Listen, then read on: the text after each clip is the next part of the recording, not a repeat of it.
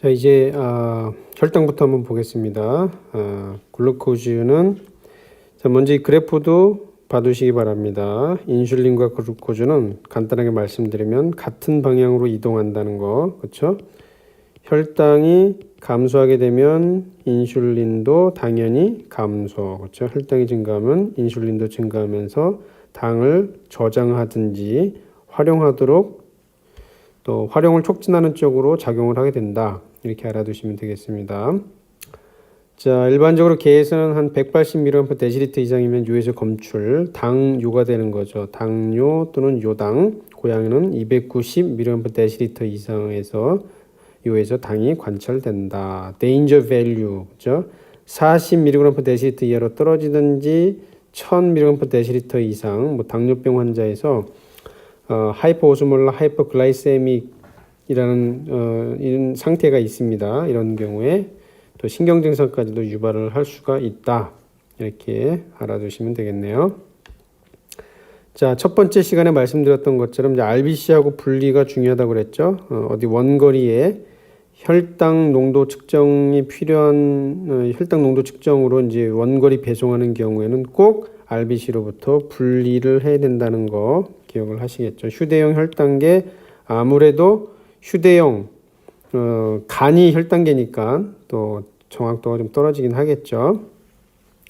자, 저혈당입니다. 어떤 환자가 내원했는데 저혈당이다 이런 경우에 우선적으로 이제 고려하는 게 뭐냐면 혹시 간 기능 부종은 아닌지, 이런 경우에 이제 뭐 간 효소 수치의 동반 증가가 있든지 비위엔, 알부민, 콜레스테롤 기억나시죠? 글루코즈 등이 감소할 수가 있는데 특히 알부민, 콜레스테롤이 중요하다고 그랬습니다. 폐혈증이 있는 경우에 소모 증가에 의해서 저혈당이 나타날 수가 있습니다. 그러나 사실 폐혈증인 경우에는 또 내원 시점에 따라서는 혈당이 증가하는 경우도 있을 수 있어요. 그 다음에 이제 주베닐이라고 하죠. 양년기 주베닐, 이제 어린 개체에서 이디오패식 하이퍼글라이세미아, 이때 이제 신경 증상을 후궁반장이라고 하는데, 후궁반장, 또 화를 휘어놓은 것처럼 이렇게 이제 경련한다 그래서 후궁반장이라는 이런 경련 증상 보이기도 합니다. 부신필 기능 저하증, 뭐 자주 언급이 됐죠. 그다음에 인슐린종, 자, 인슐린은 아까 뭐라 했습니까? 혈당이 낮아지면은 인슐린은 농도가 낮아진다 그랬죠. 근데 혈당이 낮음에도 불구하고 인슐린 농도가 증가되는 환자가 있습니다. 이런 경우에 인슐린종, 그러니까 췌장의 베타셀 튜머죠. 이 튜머를 의심할 수 있는 경우입니다. 그 밖에 이제 백혈병이나 적혈구 증다증 같이 이렇게 당을 주로 소모하는 세포들이 매우 많이 증가한 경우나 또 뭐 어떤 경우는 신부전 환자에서도 저혈당이 나타날 수는 있습니다. 항상 이런 걸 머릿속에 넣어두고 관련된 검사를 하는 거죠. 한번 보겠습니다. 어떤 환자가 WBC 2400, 자, 그다음 RBC는 마일드 마드리트하게 빈혈이 있네요. 자, 이 정도의 빈혈은 보통 우리가 이제 물론 여러 가지 고려는 해야 되긴 하지만 일반적으로는 크로닉 인플러메이션인 경우에 이 정도 나타날 수도 있다 이렇게 말씀을 드렸죠. WBC가 2400이다 한번 봐야 되겠죠. C 리액티브 프로테인 같은 거 검사를 해보면 도움이 될 수가 있겠죠. 이 환자 파요메트라였습니다. 파요메트라의 초기 단계였는데 글루코즈가 19mg/dL였습니다. 자, 이렇게 되면 이 환자의 저혈당은 폐혈증이구나. 알부민이 이렇게 감소하는 것은 당연히 이제 요 검사도 해봐야 되겠고, 간 합성 가능성은 낮겠네요. 그렇죠? 장으로 누출되는지 여부는 뭐 콜레스테롤이나 이런 거, 그다음에 초음파 검사 한번 체크는 해봐야 되겠죠. 칼슘이 6.4입니다. 뭐 관련 임상 증상은 없으니까 항상 뭐라고 했어요? 알부민을 이렇게 뺀 값, 그렇죠? 1.6을 더해가지고 레퍼런스 레인지랑 비교한다 그랬는데 6, 7, 8.0 mg/dL이기 때문에 보통 9.2에서 한 11.2 정도 되니까 낮아지긴 낮아졌어요. 그래도 관련된 임상 증상은 없으니까 뭐 이런 경우 특별하게 우리가 이제 이 낮아진 수치에 대해서 의미를 부여하지는 않습니다. 필요하면 이제 칼슘 농도를 이제 측정하면 되긴 하는데, 이런 경우 이제 아마 로스가 있는지도 모르겠죠. 그렇죠? 소화기 쪽으로 로스 가능성을 지금 좀 생각해 볼 수는 있기는 한데, 뭐 지금 여기서 다룰 내용은 아니고 하여튼 이런 식으로 접근한다는 것을 알아두시면 되겠고 ALKP가 증가한다. unknown cause에 의해서도 증가할 수도 있고 그 다음에 이제 스트레스와 관련해서 그렇죠. 지금 이제 상당히 심한 질병 스트레스 상태이기 때문에 인덕션이 될 수도 있는 겁니다. 자, 마리노이즈 기억나시죠? 에디슨 환자였습니다. 에디슨 환자는 뭐 여러분들 아마 꿈속에서도 나타날 것 같은데 앞에서도 봤고 포타슘 증가, 소듐 감소, 전형적인 패턴이죠. 그 다음에 이제 저혈당, 그리고 질소혈증, 그리고 칼슘 증가, 포스포러스는 이제 동반해서 증가, 알부민 감소, 콜레스테롤 감소도 있을 수 있다고 그랬습니다. 그 다음에 이제 CBC에서 백혈구 간별계산상 호산구 증가가 있었네요. 네. 어티피컬한 경우가 있어가지고 어떤 환자에서는 이게 저혈당하고 호산구 증가증만 나타나는 경우도 있었어요. 그러다가 나중에 이 미네랄 코티코이드가 부족한 소견이 나타나기도 했는데 좀 특이한 경우긴 합니다. 그렇죠? 네. 보통 이제 미네랄 코티코이드가 이 부신 피질에서 좀 더 바깥쪽인데, 그렇죠? 미네랄 코티코이드 분비하는 세포가 바깥쪽인데 이미 좀 더 신부 쪽에 피질이 손상된, 그렇죠? 신부 쪽에 피질이 손상된 증거가 나타나는데 불구하고 이 미네랄 코티코이드 결핍 소견은 또 나중에 나타나는 또 이런 이해하기가 힘든 또 어티피컬한 경우도 있기도 합니다. 하여튼 이런 에디슨에서 여러 가지 소견이 나타날 수 있다는 거는 머릿속에 잘 넣어두시고 자동적으로 나올 수 있도록 항상 임상하면서 뭔가 좀 애매하다, 특히 개에서 그런 경우는 꼭 에디슨 검사, 그 다음에 하이퍼타이로이디즘, 갑상선 기능 저하증 감별은 아주 기본적이다 이렇게 넣어두시면 될 것 같아요. 자, 그 다음에는 인슐린종입니다. 인슐린종은 이제 나이 든 개에서 저혈당, 뭔가 설명할 수 없는 저혈당이 있다 이럴 때는 인슐린종 생각을 하셔야 됩니다. 그래서 혈청을 남겨뒀다가 저혈당인 혈장이나 혈정을 보내서 인슐린 농도 검사가 좀 필요한데 인슐린 농도가 레퍼런스 레인지의 중간값 이상으로 증가가 돼 있다 그러면은 인슐린종 진단이 가능한 겁니다. 자, 무기력하고 운동불내증, 경련도 1년에 한 5, 6회 정도 있고 그랬네요. 빈혈이 마일드하게 있습니다. 비재생성으로 보이네요. WBC 28,000, 밴드는 글쎄요, 급성염증이 있을 것 같기도 하고 약간 스트레스 루코그램 같은 패턴이기도 하죠. 그렇죠? 네. 뭐 어쨌거나 염증이 있다고 볼 수도 있겠습니다. 필요하면 아시죠? C 리액티브 프로테인 검사가 이런 데 도움이 된다. 글루코즈가 20mg/dl로 저혈당 때문에 이렇게 됐을 수도 있겠네요. 그렇죠?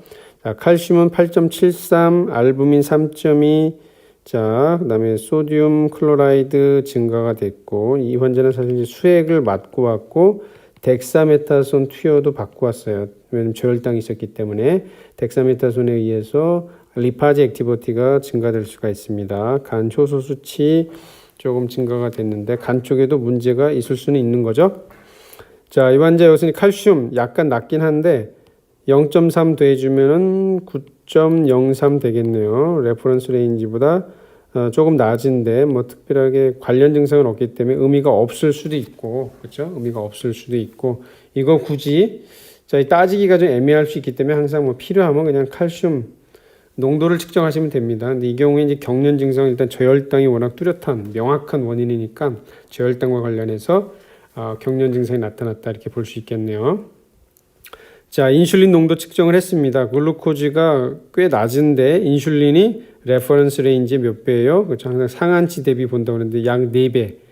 그리고 이 저혈당이 아무리 처치를 해도 회복이 안 돼요. 그러다가 이 환자 폐사를 했습니다. 폐사했는데 폐사할 때도 보면 48mg/dl인데 인슐린은 뭐 더 심하네요. 그렇죠? 네, 거의 한 7배 정도까지 이렇게 6배 정도까지 증가가 됐는데 그렇습니다. 이런 경우 아시겠죠?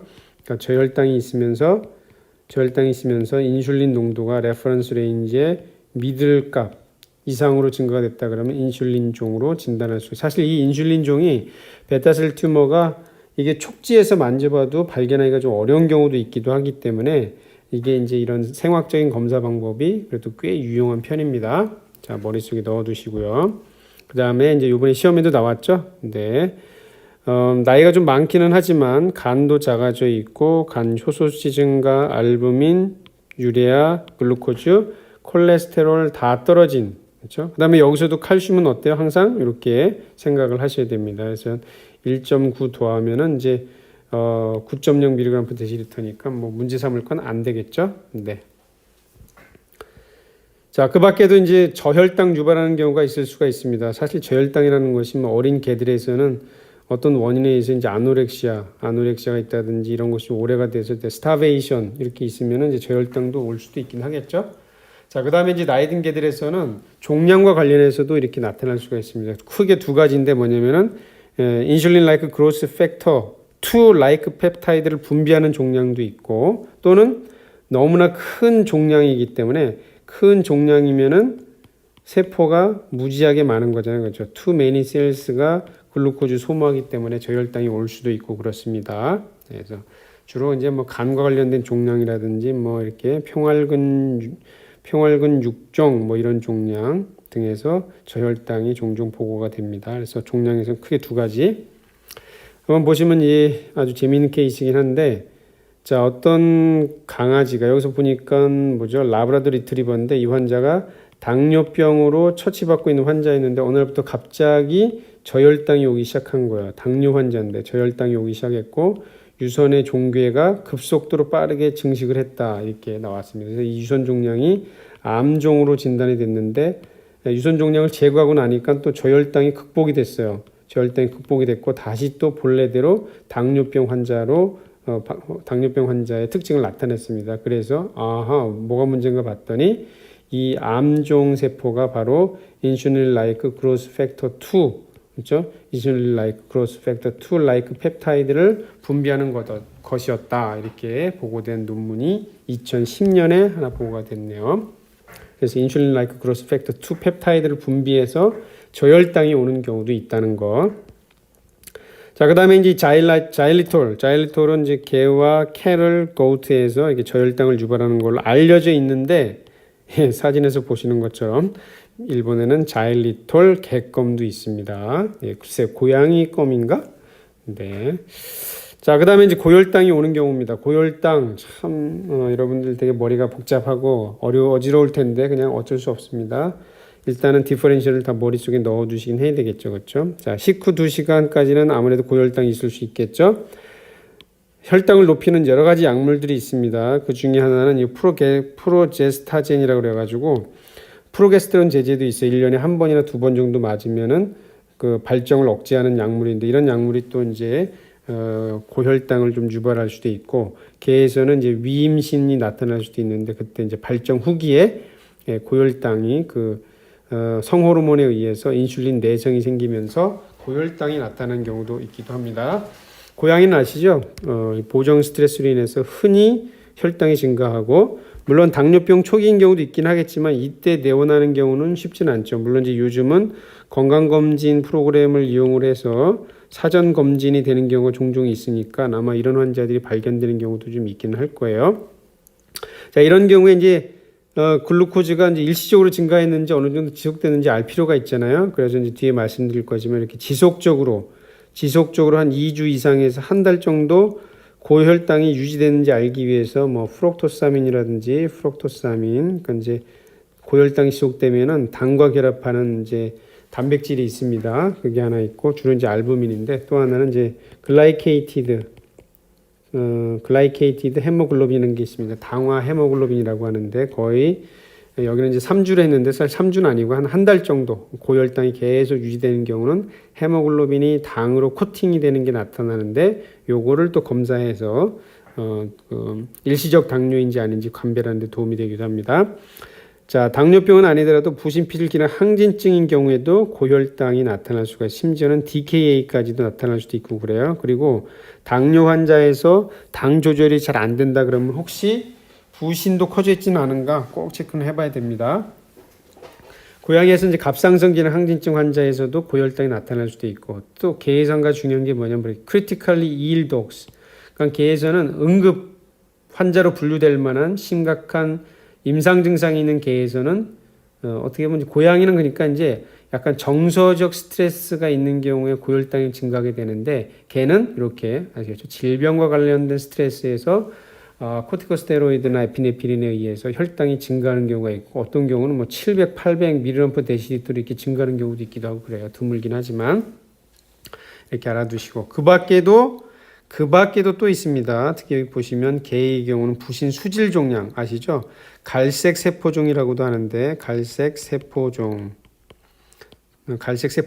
하는 이런 경우 부신 수질 종양에서도 에피네프린을 분비하는 세포이기 때문에 간헐적 고혈당이 나타날 수도 있고 그다음에 헤파토 큐테니어스 신드롬이라는 게 있습니다. 뭐 이제 간 경화가 있다든지 당 조절이 안 되는 거죠.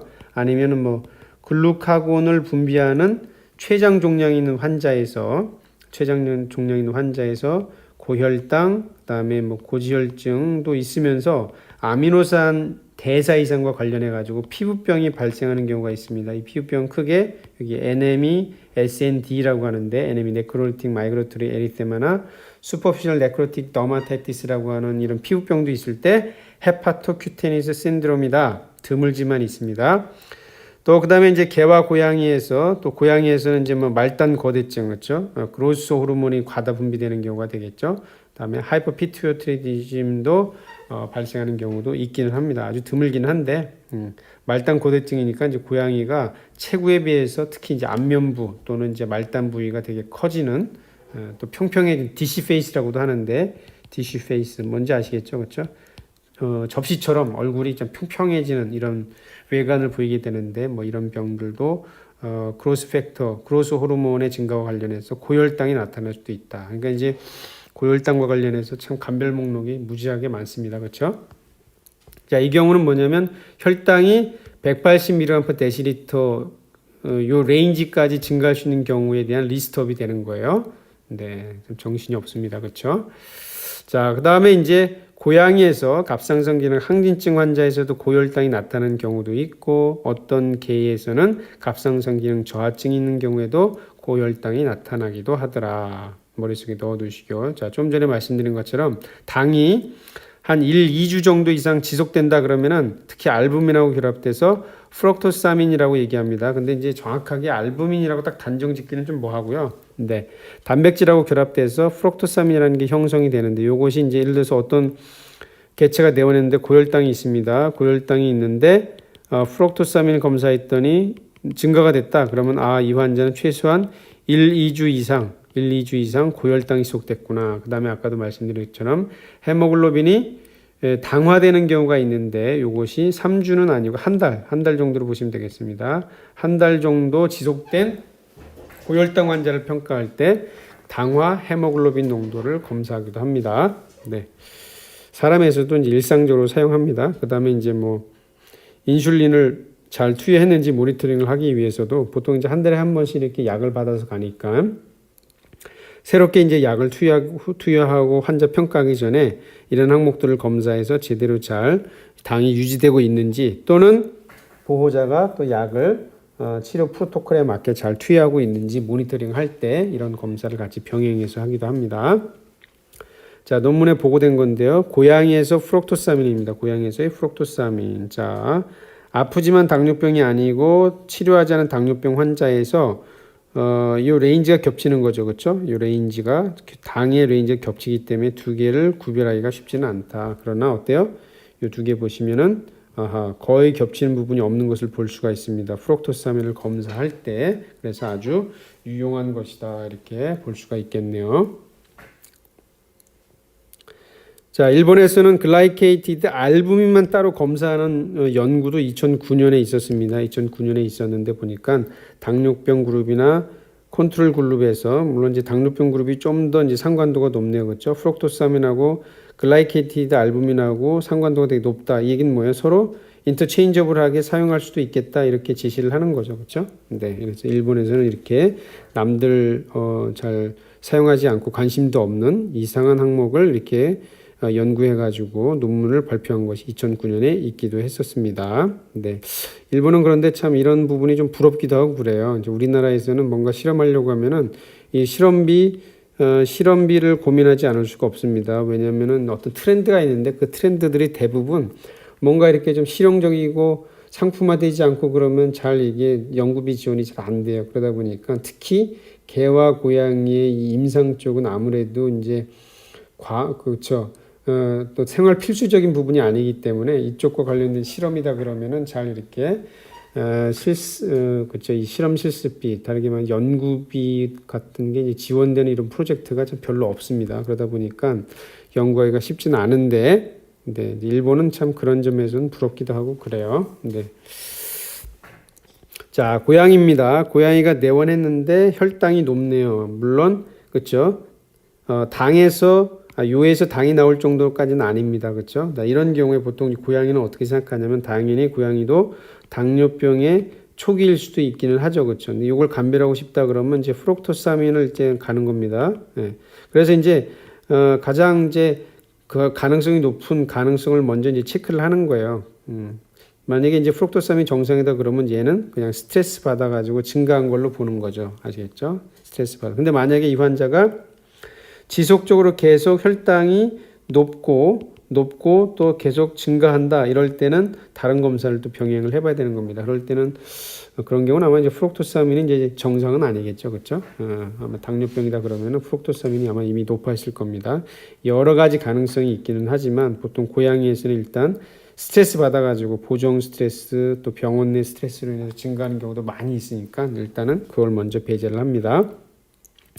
헤파토큐테니스 신드롬 아까 말씀드렸죠. 그렇죠? 고혈당, 하이퍼리피데미아가 있고 글루카곤 분비하는 췌장이나 아까 췌장 종양만 얘기했지만 위종양에서도 분비되는 경우도 있기도 합니다. 이런 경우 또는 간 경화나 다른 간 부전 환자가 있으면서 이렇게 발바닥 패드라든지 눈 주위, 코 주위 이렇게 딱지도 지고 이렇게 약간 하이포케라토시스도 있는 이 NME 또는 SND라는 조직학적인 피부 질환이 이제 증명된 환자에서 헤파토큐테니어스 신드롬, 아미노산 대사 장애로 인해서 이런 헤파토큐테니어스 신드롬이 나타나는 경우가 아주 드물게 보고되는 경우도 있기도 합니다. 그러니까 피부병 있는 환자에서 고혈당이 있다 그러면은 이런 거를 꼭 룰아웃 해야 되겠죠. 자, 그 다음에 이제 시주입니다. 인텍트 피메일 시주가 심각한 기력자와 식욕 부진으로 내원했는데 볼까요?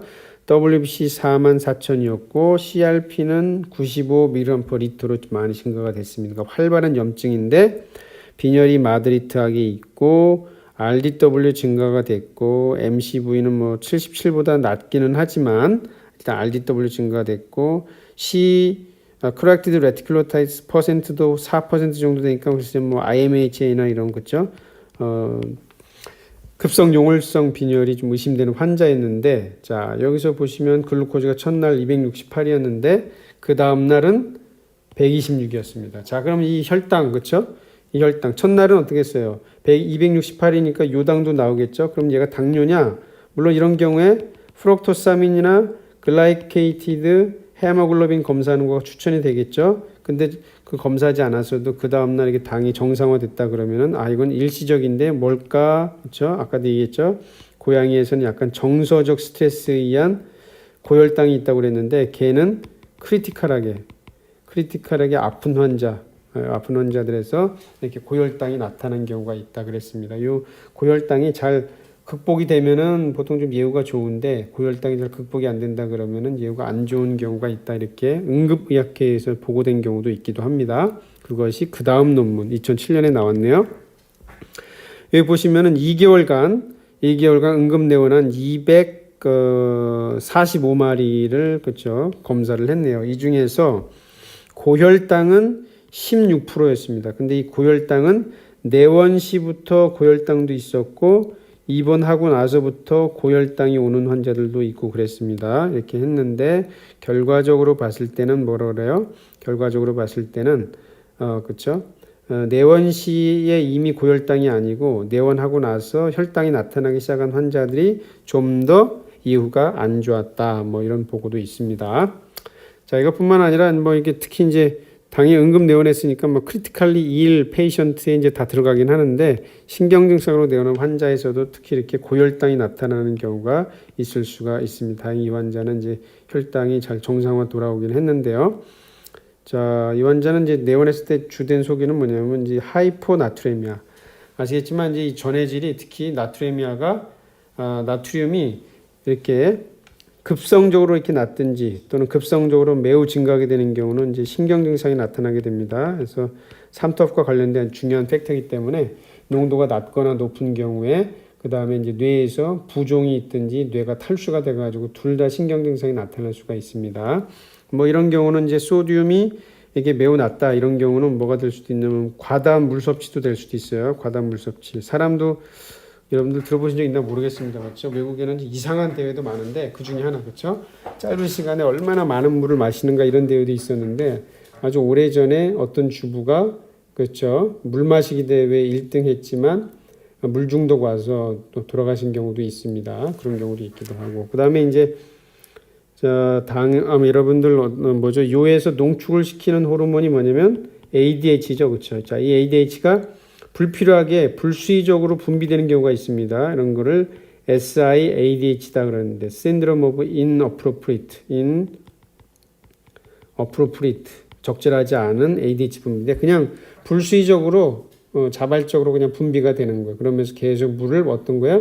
몸 밖으로 배출할 물을 찾고 몸 안에다가 퍼담는 질병이죠. 그렇죠? 이것을 SIADH다 이럴 때 소듐은 어때요? 소듐은 농도가 떨어질 수밖에 없겠죠. 그렇죠? 이런 게 뭐냐면은 그러니까 우리가 꼭 물에 빠져야만 익사하는 게 아니에요. 그렇죠? 네, 물에 빠지지 않다 하더라도 이렇게 급성적으로 SIADH가 예를 들어서 심하게 발생한다 그러면은 그렇죠? 혈장에 자유수의 농도가 증가하게 되면서 소듐도 꼴깍 개체도 위험해질 수도 있다 이런 얘기입니다. 물론 이 환자는 원인이 뭐였는지는 제가 이제 데이터가 없는데 하여튼 뭐 여러 가지 가능성 생각해 볼 수도 있습니다.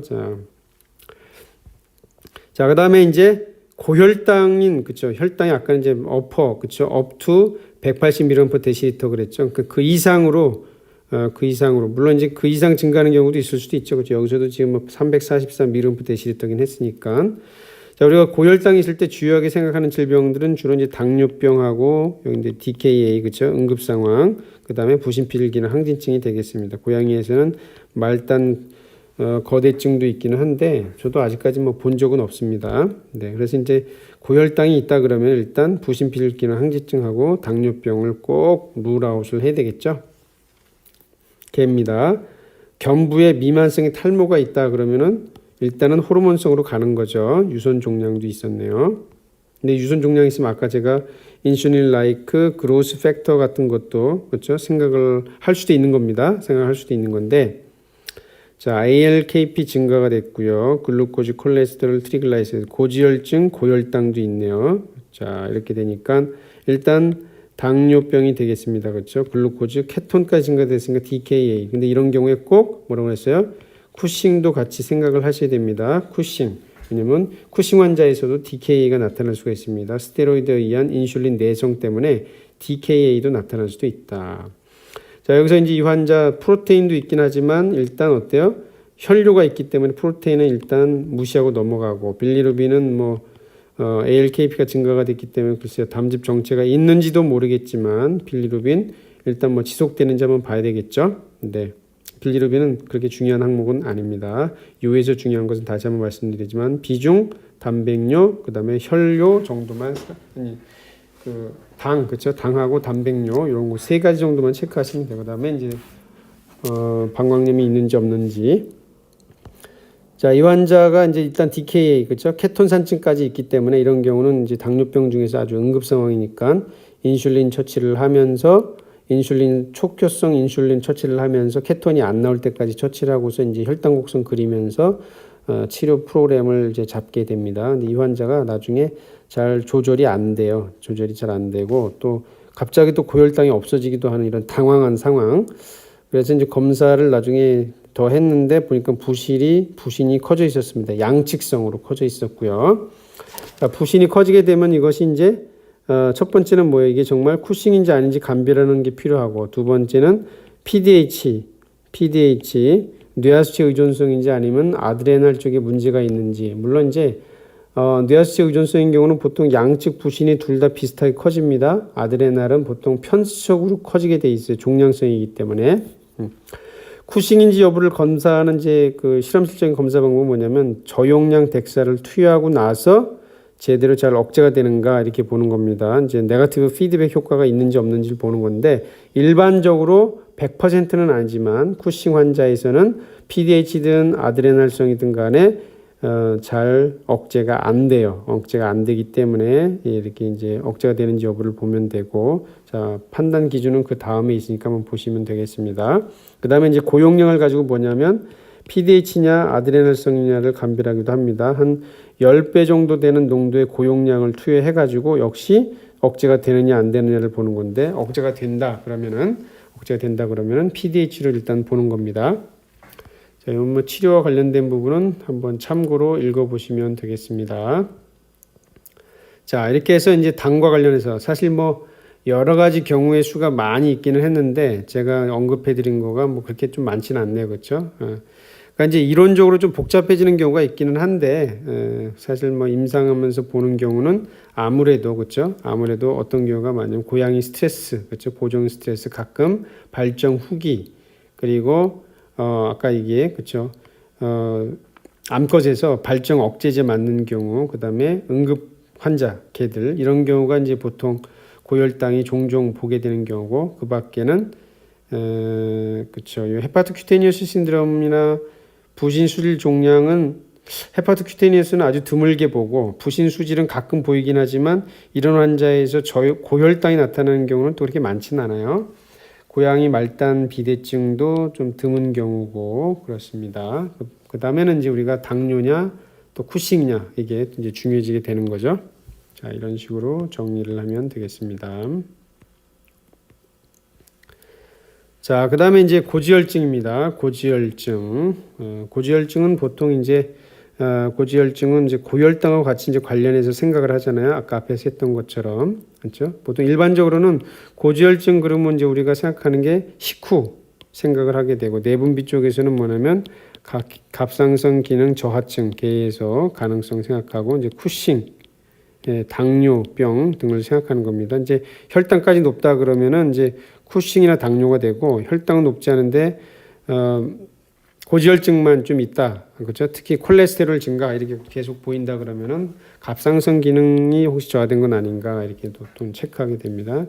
또는 이제 특발성으로 고지혈증이 있는 경우도 있고 그래요. 뭐 슈나우저 같은 경우는 품종적으로 이렇게 특발성 고지혈증이 나타나기도 하고 그렇습니다. 그 다음에 뭐 UD 같은 고지방식을 뭐 급여한다든지 그러면 또 증가할 수도 있기도 하고 그래요. 그래서 내분비와 관련된 경우에 보면 당뇨, 쿠싱, 갑상선 이렇게 되겠네요, 그렇죠? 신증후군 기억나시죠, 그렇죠? 저알부민 혈증, 그 다음에 고콜레스테롤 혈증, 심한 단백뇨, 이렇게 네프로틱 신드롬의 구성 요소라고 그랬죠. 네.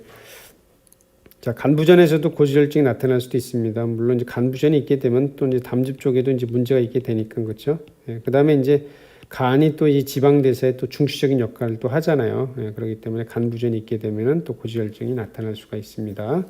네. 일단 이제 제일 중요한 것은 이제 내분비성 질환이 되겠죠. 그래서 요거를 꼭 체크하고 이거 배제가 되면 그 다음에 보통 담즙 정체나 췌장염, 갑상선 기능 저하증, 그다음 혹시 품종적인 소인은 있는지 뭐 이런 것들을 체크하면 됩니다. 자, 이것은 이제 간 담관계 할 때 제가 보여드렸던 케이스이긴 한데, 황달도 있고 구토로 일주일간 고생했던 환자인데, 뒤에 보시면 초음파에서 담즙 정체가 아주 심했던 환자입니다. 이 환자 다시 한번 보시면은 ALKP, 그렇죠? 여기 간 담관계 쪽에 모든 지표들이 증가한 것을 볼 수가 있고, 고지혈증도 있네요, 그렇죠? 그다음에 이제 이노가닉 그 포스포러스는 고지혈증이 있는 경우에 보통 습식 장비에서 이렇게 검사 오류가 흔히 또 동반이 됩니다. 네. 빌리루빈은 이제 3 파지티브나 되네요, 그렇죠? 네, 3 파지티브. 빌리루빈, 혈중 빌리루빈이 11.8mg/dl니까 뭐 당연히 유에서도 이렇게 나올 수 있겠죠. 네. 자, 이런 환자 담즙 정체에서도 고지혈증이 있을 수가 있다. 물론 이제 고지혈증 아까도 얘기했지만 갑기저나 뭐 이렇게 쿠싱 다 생각하지만 이 환자는 지금 혈당 증가는 없잖아요. 그렇죠? 그러니까 쿠싱이나 당뇨 가능성 일단 배제는 하고 그다음에 갑상선 기능 저하증은 혹시 관련된 증상이 있다면은 계속 체크는 또 해봐야 되는 겁니다. 그러나 일단 초음파에서 담즙 정체 소견이 일단 너무 뚜렷했기 때문에 그렇죠? 뚜렷했기 때문에 그리고 ALKP하고 감마 GT가 높고 황달도 매우 심하기 때문에 이런 경우는 담즙 정체로 먼저 가는 겁니다. 자, 콜레스테롤의 농도를 낮추거나 증가시키는 뭐 여러 가지 약물들도 있습니다. 이런 약물들도 알아두시고요. 그 다음에 이제 콜레스테롤이 감소하는 경우, 그러니까 이제 고지혈증 그러면은 이제 트리글라이세라이드하고 콜레스테롤이 있죠. 그 다음에 지방과 관련된 성분이 이제 트리글라이세라이드하고 콜레스테롤인데 감소하는 경우에는 트리글라이세라이드 감소하는 것을 우리가 특별하게 임상적 의미를 부여하지 않고 콜레스테롤은 감소하는 경우 좀 의미를 부여합니다. 여러분들 기억해 보시면은 몇몇 질병에서 진단에 꽤 요긴 하잖아요, 그렇죠?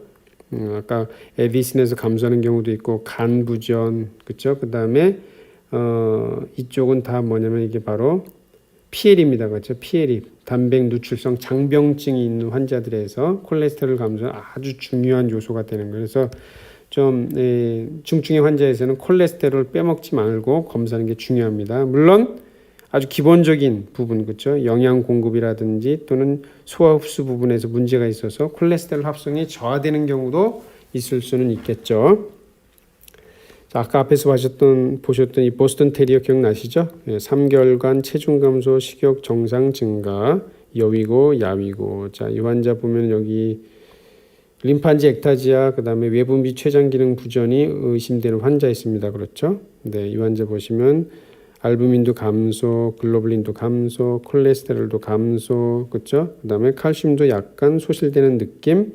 자, 이런 환자. 그 다음에 클로라이드 증가로 봤을 때 바이카보네이트도 감소. 그렇죠? 이런 것이 전형적인 PLE에서 보일 수 있는 패턴이긴 하다. 이렇게 말씀을 드렸습니다. 그래서 콜레스테롤 감소는 나름 요긴한 경우가 있으니까 잘 기억을 해 두시기 바랍니다. 자, 앞에서 본 거니까 넘어가도록 하겠습니다. 자, 아밀라제, 리파제에 대해서 좀 정리하겠습니다. 이 췌장염과 관련해서 지금 아까도 말씀드렸지만 기본적으로 이제 아밀라제, 리파제의 활성도를 검사하는 방법이 고전적인 방법이 있는데 요것이 점점 찬밥 신세죠. 그렇죠? 왜냐면 이제 아밀라제 같은 경우는 고양이에서 정상에서도 증가하는 경우도 있기도 하고 또 이게 쉽게 말하면 이제 이소형이 많고 그러기 때문에 아밀라제, 리파제 점점 찬밥이고 그다음에 이제 트립신도 있는데 이 트립신은 지금은 서비스되는 곳이 별로 없어요. 그러니까 어베일러빌리티가 떨어지기 때문에 잘 검사하지 않게 되고 그다음에 요즘은 이제 다 판크레아틱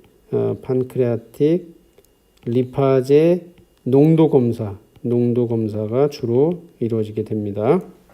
네.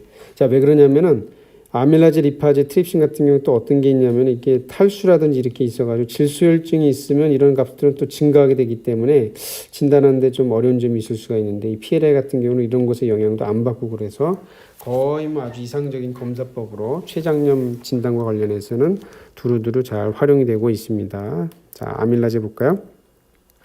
아밀라제는 제가 이제 질소혈증 할 때도 말씀드렸지만 질소혈증 있는 상태에서는 2~3배까지도 증가할 수도 있지만 그 이상 증가하는 경우도 있어요. 그러니까 이거 꼭 체크를 해야 되겠죠. 췌장염일 때 보통 한 3배에서 5배 정도 증가하긴 하지만 그렇지 않은 경우도 있을 수는 있습니다.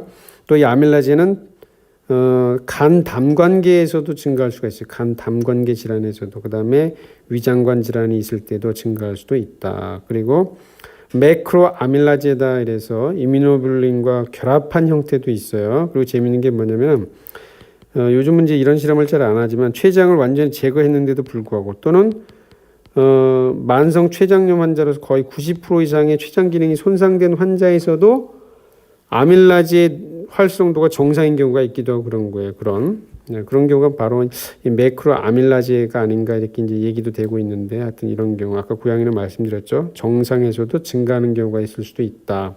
스테로이드에서도 영향을 받아요. 스테로이드. 자, 이렇게 그러니까 아밀라제 그렇죠? 뭔가 환영받지 못할 요소를 두루두루 갖고 있죠.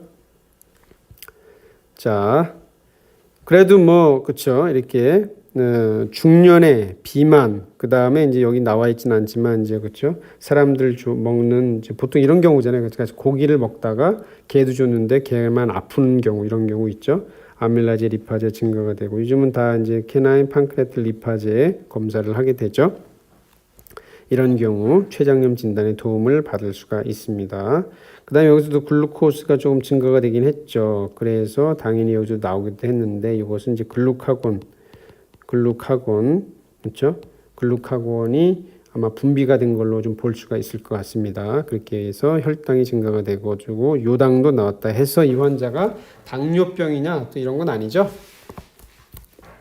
자, 이 닥순투도 우리가 레날 페일리 했을 때 봤던 환자입니다. 질소혈증이 있는데 만성 신부전 환자입니다. 아밀라제의 활성도가 증가가 됐다. 리파제도 다양한 값으로 증가될 수 있다고 그랬죠. 이런 경우가 나타날 수도 있다 그랬습니다. 아밀라제 자 판크레아틱 인서피션시는 아까 제가 말씀드린 EPI입니다. 엑소크라인 판크레아틱 인서피션시 쉽게 말씀드리면 소화효소가 분비가 안 되는 질병이죠. 이런 경우에 아밀라제 활성도를 진단하기는 어렵다. 아까 말씀드렸죠. 90% 이상 손상된 환자에서도 정상 아밀라제 액티비티를 보이는 경우가 있기 때문에 진단에 도움이 안 된다. 이런 얘기입니다. 그리고 아밀라제하고 리파제는 둘 다 췌장에서 유래하는 거지만 서로 사이가 안 좋아요. 상관관계가 낮다. 리파제도 뭐 거의 비슷합니다. 상황은 덱사메타손 같은 거 투여하면 5배까지 증가할 수 있고 그 다음에 레날 디스펑션 그렇죠. 질소혈증 있는 경우에 증가할 수 있고 그 다음에 또 리파제는 췌장이나 간 종양이 있는 경우에 리파제만 그냥 생뚱맞게 아주 무지무지하게 증가하는 경우가 있을 수가 있다. 아까 봤던 췌장염 환자입니다. 그렇죠? 그 다음에 역시 아까 봤던 아니네요. 그렇죠. 4살 이 환자도 그 에틸렌 글라이콜 중독으로 급성 신부전으로 내원한 환자인데 질소혈증 농축이 안 되네요. 아밀라제 리파제가 증가가 됐지만 이 경우는 그렇죠. 히스토리 테이킹 임상 소견 고려했을 때 그냥 질소혈증과 관련해서 증가한 걸로 이렇게 볼 수가 있는 경우였습니다. 이런 경우 이제 감별하고 싶다 그러면 그냥 캐나인 판크레아틱 리파제 검사를 해보면 되겠죠. 자, 종양에서도 증가하는 경우가 있다고 그랬잖아요. 그렇죠? 이렇게 논문이 보고된 것이 2001년에 있었습니다. 2001년에 췌장 또는 간 종양에서 리파제만 원인을 알 수 없이 증가하는 경우가 있었다. 원인을 알 수 없는 게 아니라 이제 그 종양세포에서 분비하는 거죠. 아까 종양세포에서 PTH, RP 분비가 돼가지고 칼슘 농도가 증가되는 경우가 있다 그랬죠. 뭐 그런 이제 비슷한 차원이라고 보면 되겠고, 혈액학 시간대 공부한 거를 한번 더듬어서 보시면 그렇죠. WBC가 증가하는 경우도 있고, 그 다음에 또 어때요? 그렇죠. TVT 같은 종양에서는 에리스로포이틴을 쓸데없이 분비해가지고 에리스로사이토시스 그렇죠. 폴리사이테미아 같은 거를 이제 유발하는 경우도 있기도 하다 그랬습니다. 이게 종양의 뭐 특징 중에 하나죠. 그렇죠. 이런 경우가 있을 수가 얼마든지 있다. 자, 트립신 라이크 이미노 리액티비티, 아밀라제라든지 리파제 같은 경우는 간접 측정법으로 활성도를 측정한다 그랬습니다. 그러나 트립신, 그다음에 판크레아틱 리파제 같은 경우는 항원 항체 반응으로 농도 측정을 하는 거예요. 그래서 이름을 이렇게 이뮤노 리액티비티다 하고, 라이크를 붙이는 이유는 트립신뿐만 아니라 트립시노겐까지도 측정하기 때문에 그렇습니다. 사실 이 트립신은 EPI, 엑소크라인 판크레아틱 인서피션시 검사하는 데 있어서는 민감도가 제일 높아요. 그런데 뭐 이게 아니더라도 그냥 뭐 판크레아틱 리파제, 이뮤노 리액티비티, CPL이나 FPL 검사해도 진단하는 데 도움이 되기도 하니까 트립신은 점점 그냥 이렇게 시장에서 사라져 가고 있는 추세기는 합니다. 사실은. 네. 자, PLI 뭐 지금까지 쭉 설명을 드렸죠. 그렇죠? 항원 항체를 이용해서 농도 측정을 직접 하는 거고, 췌장염에 대해서 민감도와 특이도가 매우 높다. 그렇죠? 이제 아조테미아가 있어도 증가하지 않기 때문에 PLI 검사가 도움이 되고요. 네, 그다음에 EPI 같은 경우에도 사실 뭐 트립신 없는 경우에는 판크레아티드 일리파제 이뮤노리액티비티 검사를 하셔도 도움이 됩니다. 네. 자, 고양이도 마찬가지입니다. 고양이도. 특히 고양이는 또 도움이 되겠죠. 그렇죠? 고양이. 예. 자, 그런데 이제 사실 또 이제 막상 또 시장에 있는 이런 간이 검사 키트는 또 사실 뭐 생각보다 위양성, 위음성, 뭐 위양성이 사실 좀 많아요. 예, 위양성. 근데 수의사 편에서는 또 위양성이 있는 게 좀 도움이 되긴 하겠죠. 그렇죠? 네. 자, 이 내용입니다. 그렇죠? 왜 EPI에서는 TLI, 그다음에 췌장염에서는 PLI가 추천이 되는가에 대한 논문인데, 논문이 아니고 이제 정리된 뭐 텍스트북의 내용이긴 한데 한번 읽어보시면 되는데, 그냥 이건 뭐 어떤지 그 실험실적인 원리가 있는 게 아니고 이게 통계적으로 해보니까 EPI 진단에는 TLI가 좀 더 도움이 되고, 그다음에 PLI가 췌장염 진단에는 특이도가 높더라, 이런 겁니다. 자, 아까도 말씀드렸지만 이게 자꾸 이게 췌장염 걸리게 되면은 말기에 가서는 EPI가 나타날 수도 있고, EPI로 인해서 당뇨병 같은 거죠. 내분비계까지도 영향을 받을 수 있기 때문에 주의가 필요하다라는 얘기입니다. 주의가 필요하다. 그래서 주의가 필요하다 이런 얘기죠. 그렇죠? 그러니까 이제 뭐냐면 개는 개답게 키우는 게 중요하다 이 얘기죠. 그렇죠? 아무거나 주지 말고 사료만 주고 이렇게 하면은 장수무강할 수 있다라는 것을 서포트하는 한 가지 논문이다 이렇게 말할 수가 있습니다. 자, 닥스훈트입니다. 3년의 닥스훈트 10일 동안 심한 구토네요. 너무 구토가 심해서 담즙까지도 나온 이런 환자 있는데 매우 여위고 침울하고 그렇죠? 5% 탈 수도 있고 그러네요. 구토가 매우 심하니까 이제 대사성 알칼리증이겠죠, 그렇죠? 위액이 계속 산성인 위액이 분비가 되니까 배출이 돼 버리니까 탈 수도 있으면서 대사성 알칼리증이 되겠고 몸 안에는 바이카보네이트가 증가가 되는 거고, 요 검사에서는 페로독시칼한 애시드 유리아가 나타날 수도 있습니다. 왜냐하면 구토가 심하면 포타슘도 감소가 되고 클로라이드는 당연히 그렇죠.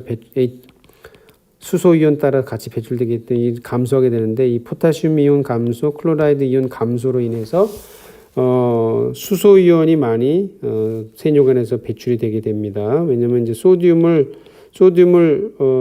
재흡수할 때 클로라이드가 따라와야 되는데 클로라이드가 없어요. 그럼 어떻게 되냐면 요거를 이제 서로 이렇게 맞교환하는 거죠. 서로 맞교환하고 또 포타슘이 부족하니까 어떻게 하냐면은 부족한 포타슘을 채우기 위해서 수소이온하고 또 맞교환하는 거예요. 그래서 수소이온이 많이 신장의 세뇨관에서 배출된다. 그래서 페라독시칼 애시드 유리아도 나타날 수도 있다.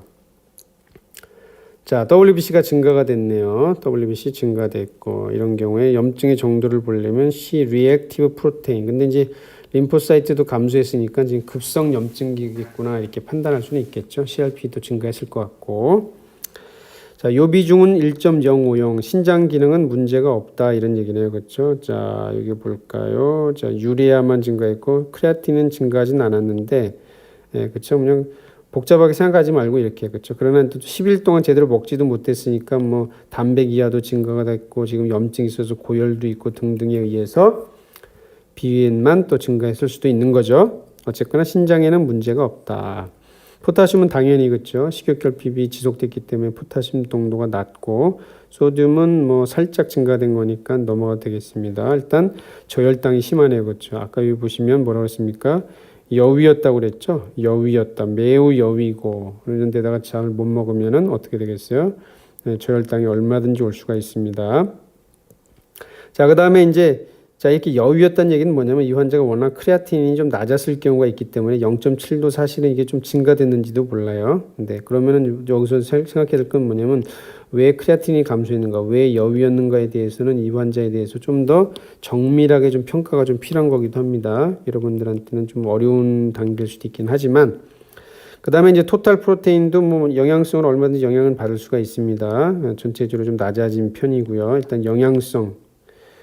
그 다음에 이제 뭐 ALKP 많이 증가가 됐네요. 그렇죠? 담즙 정체가 있어서 그럴 수도 있고요. 그 다음에 아밀라제 리파제 두 가지가 증가가 됐습니다. 자, 이 환자 아밀라제 리파제도 증가가 됐고 구토도 심하고 하니까 뭐 CPLA 같은 거 검사하면 증가할 수 있겠죠. 초음파 췌장 고에코 변화, 급성 췌장염으로 진단이 됐네요. 자, 그런데 보니까 TLI 검사를 보시면 그렇죠. TLI가 계속 낮네요. 그렇죠? 계속 낮네요. 그래서 이제 뭐 가역적인지 비가역적인지 모르겠지만 EPI도 발생을 했었고, 그렇죠? 이것이 계속 이 강아지에서 문제가 되는 것을 볼 수가 있습니다. 그리고 PLI도 어때요? 증가해서 췌장염이 나오기도 하지만 또 감소하기도 하고 이렇게. 그러니까 이 환자는 계속 췌장염 EPI, 췌장염 EPI. 그러니까 이제 만성 췌장염인데 acute on chronic이라고도 하죠, 그렇죠? acute on chronic 보통은 이제 신부전에 대해서 얘기하는 건데 만성 환자에서 급성적 발현이 있는 경우를 acute on chronic이다 이렇게 하는데 그게 계속 반복되는 그런 불쌍한 환자입니다. 고양이 췌장염입니다. 고양이 췌장염. 네, 고양이 췌장염인데 7살이고요. 그다음에 6개월 전에 당뇨 진단 받았고 4일 전 행방불명 후 귀가 이렇게 돌아온 고양이들은 보면 상태가 좋죠, 그렇죠? 고생들을 많이 하고 또 힘든 경우가 많습니다. 다음 단뇨가 악화되었다. 한번 볼까요? BCS는 9분의 4. 상당히 여유였네요, 그렇죠? 탈수 정도가 되게 심했고요. 총진시 6분의 2의 심자범, 복부 통증 시 통증, 췌장염도 의심되는 환자네요. 자, MCV가 낮네요, 그렇죠? MCV가 낮다. 근데 뭐 RBC는 충분합니다. 근데 원래 낮을 수도 있고요. 림포사이트가 보통은 고양이에서는 증가가 되는데 이 낮은 거 보면은 꽤 통증이 심한가 보다 이렇게 생각할 수 있겠고.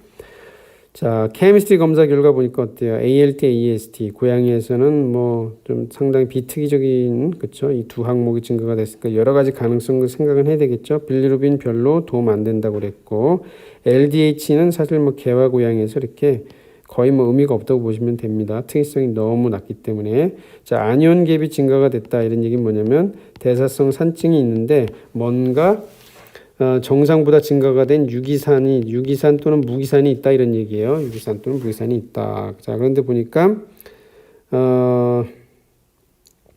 소듐이 지금 살짝 감소했고요. 클로라이드는 살짝이 아니라 더 많이 감소했네요. 그렇죠? 아까 구토가 심하다고 그랬죠? 구토 심하고 그랬으니까 아마 이 환자는 대사성 알카리증 환자긴 한데 지금 또 보니까 뭐냐면 글루코즈가 511로 증가됐네요. 그죠? 당연히 요당이 나오고 케톤도 있습니다.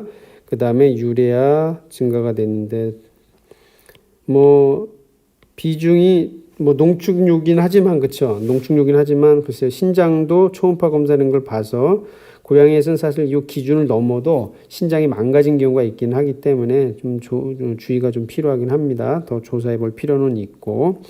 그러니까 이 환자는 이제 일단 굵직한 것만 보면 이제 간 담관계 쪽에 그렇죠. 트라이아다티스를 포함해서 간 담관계 쪽의 문제.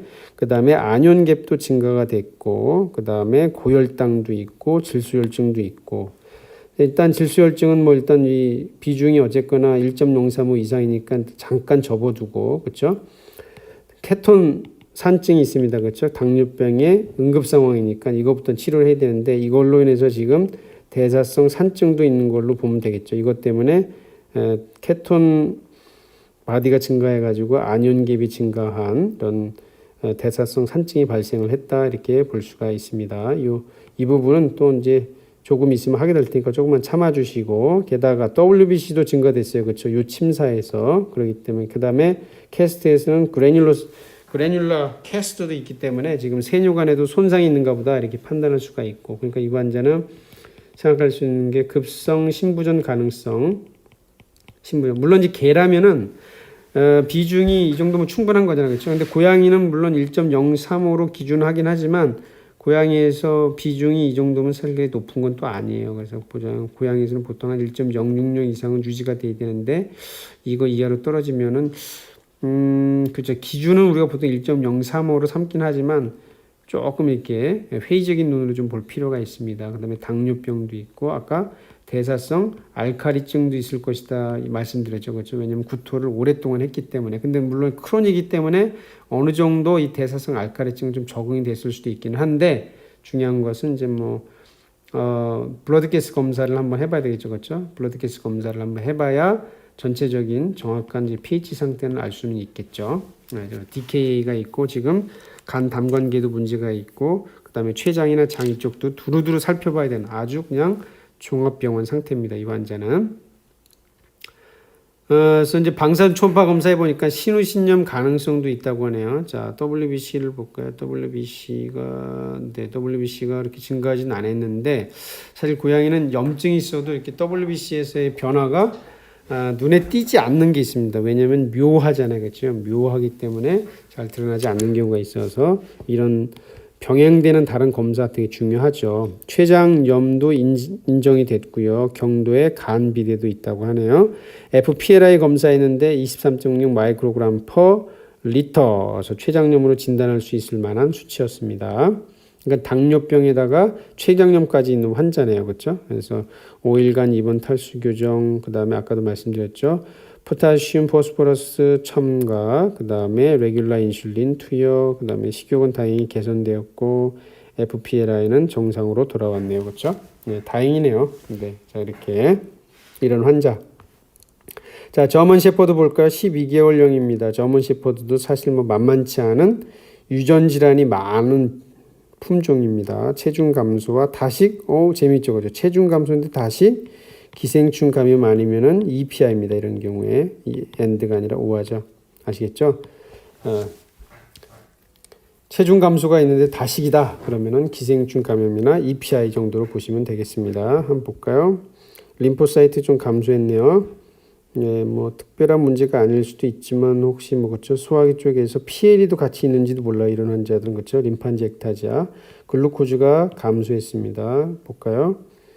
체중 감소와 다식. 자, 이렇게 좀 아마 여유지 않았을까 싶긴 한데 지금 이제 BCS가 얼마인지는 안 나왔는데 그쵸. 이거 담즙 구토와 간헐적 설사기 때문에 아마 그쵸. 되게 그냥 읽기만 해도 그냥 애가 좀 병약할 것 같은 느낌이 오죠. 자, 한번 보겠습니다. 추가 검사로 뭐 TLI도 검사했는데 정상보다 낮다. 그러면 이제 EPI도 생각할 수 있는 겁니다. EPI, 폴릭 애시드 감소, 비타민 B12는 다행히 정상. 균 검사에서 분비원의 균 검사에서 캠필로박터가 나왔다고 하네요. 캠필로박터. 그러니까 이제 이 결과를 봤을 때는 글쎄요. 뭐 일단 EPI는 이제 의심은 되고 그다음에 캠필로박터 나온 것은 글쎄 세균성 장염도 생각할 수는 있겠는데, 네. 일단은 이제 항생제하고 그 다음에 EPI에 대한 이제 치료를 했습니다. 그래서 분변 상태는 개선됐고 체중은 약간 증가, 구토는 지속. 자, TLI 검사 계속했는데 1.8, 1.5 계속 EPI 기준을 넘어가질 못하죠, 그렇죠? 네, 이 환자는 뭐냐면 지금 생후가 지금 12개월령인데 그렇죠? 12개월령이니까 뭐 선천적으로 뭔가 좀 소인을 타고난 걸로 이렇게 좀 볼 수 있지 않을까 싶네요. 엽산도 아마 이 재흡수가 잘 안 되는 것 같습니다. 재흡수가 아니고 흡수가 잘 안 되는 것 같아요. 엽산. 네, 그래서 좀 낮았던 것 같고, 그다음 코발라민 같은 경우는 네, 이게 5개월 후에는 좀 감소가 됐네요, 그렇죠? 감소가 됐고 오히려 200까지로 이제 정상을 보는데 좀 증가된 경우도 있기도 하고 그러네요. 그래서 이 환자에서 중요한 것은 일단 EPI입니다. EPI, 그렇죠? EPI이긴 한데 이 환자에서 글쎄요, 아마 림판지 액타지아 같은 부분도 아마 더 검사가 좀 필요한 것 같긴 한데 지금 이 검사 결과에서 보시면 이제 콜레스테롤이 없네요, 그렇죠? 콜레스테롤이 없는 부분이라든지 그 다음에 알부민도 검사를 안 했네요. 자, 이 케이스는 참고로 우리 전북대 케이스는 아닙니다. 이제 외국의 케이스인데 알부민 이런 검사가 좀 더 필요한 환자입니다. 사실 이런 환자들은. 네. 그 다음에 뭐 이런 대증처 치료에서는 다 회복은 됐네요. 회복은 됐고, 네. 더 추가 검사는 없네요. 아쉽게도. 네. 그러나 이 환자는 EPI도 EPI이긴 하지만 PLE 특히 림프관 확장증 같은 것도 의심이 되는 환자긴 합니다. 사실 이걸 위해서는 알부민, 콜레스테롤 검사, 그 다음에 장의 전층 생검 조직 검사도 좀 필요하기도 하고요. 이렇게 추천이 되는 보통 EPI가 있는 환자에서 PLE가 같이 좀 사실 나타나는 경향이 좀 있습니다. 같이 좀 나타나기도 하고 그런 경우에 아까 보면 보통 뭐라고 하냐면 이제 폴릭 애시드 같은 경우가 보통 증가가 되고 비타민 B12가 좀 감소하는 경향이 있다 그랬는데 이 환자는 오히려 반대 패턴이네요, 그렇죠? 반대 패턴. 그래서 이런 거는 뭐 여기서는 이제 도움은 안 되고, 그렇죠? 다만 이 환자 추가 검사한다 그러면 알부민 콜레스테롤 검사가 좀 필요하고 장 전증 생검 조직 검사. 물론 이거는 이제 관련 임상 증상이 있을 때는 진행할 수 있긴 하겠죠. 하여튼 이 환자 저먼 shepherd였는데 EPI로 진단되었던 환자입니다. EPI는. 자, 그래서 이제 정리를 해드리자면 췌장과 관련해서 아밀라제, 리파제가 있고 그 다음에 트립신 라이크 리액티비티가 있고 CPLI, FPLI가 있는데 아밀라제, 리파제 뭐 임상 소견상 도움이 되는 경우도 있지만 기본적으로 그렇게 그렇죠. 테스트 오브 초이스는 아니다 이런 얘기하고 있죠. TLI는 요즘 어베일러빌리티가 떨어지기 때문에 그러나 이제 EPI 경우에는 상당히 도움이 되는 이제 검사긴 하지만 요즘은 많이 이제 어베일러빌리티가 떨어져가지고 검사를 못하는 경향이 있고 거의 요즘은 이제 PLI 키트로 거의 대부분 갑니다. 그러나 이제 현장 키트는 이제 위양성 위험성이 좀 있기 때문에 항상 실험실에 보내가지고 실험실적인 컨퍼메이션이 꼭 필요하다고 말씀드릴 수 있겠습니다. 물론 모든 경우에 다 할 수는 없겠죠. 필요한 경우에는 같이 진행을 하시는 게 좋다. 자, 비타민 B12나 뭐 폴릭 애시드는 요즘은 결론만 말씀드리면 뭐냐면 이제 부족한 경우에 소화기 증상이 있는데 부족한 경우에 영양성 보충할 목적으로만 검사하지 요즘은 어떤 특정 질병 상태를 평가하기 위해서 검사하지는 않습니다. 이렇게 좀 알아두시면 되겠고 아까 비타민 B12 감소하는 것 중에 아까 그렇죠?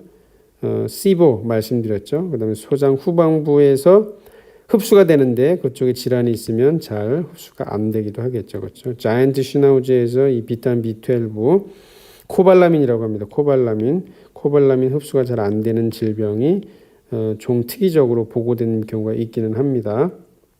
그리고 다시 한번 말씀드리지만 이 코발라민이 부족한 경우에 MCV가 증가되는 빈혈은 사람에서는 좀 보이지만 개에서는 반드시 그렇지는 않다. 그렇죠? 개에서는 MCV가 증가가 되는 빈혈 중에는 이 코발라민 결핍증은 사실 거의 언급이 안 된다. 이렇게 알아두시면 되겠습니다. 네, 사람에서는 이 위에서 분비되는 인트린직 팩터가 되게 중요한데 이 코발라민 흡수에 그것이 부족한 환자들은 퍼니셔스 어네미아라는 게 생깁니다. 퍼니셔스 어네미아가 생긴다. 참고로 알아두시고요. 폴릭 애시드도 그렇습니다. 폴릭 애시드 이렇게 알아두시면 되겠네요.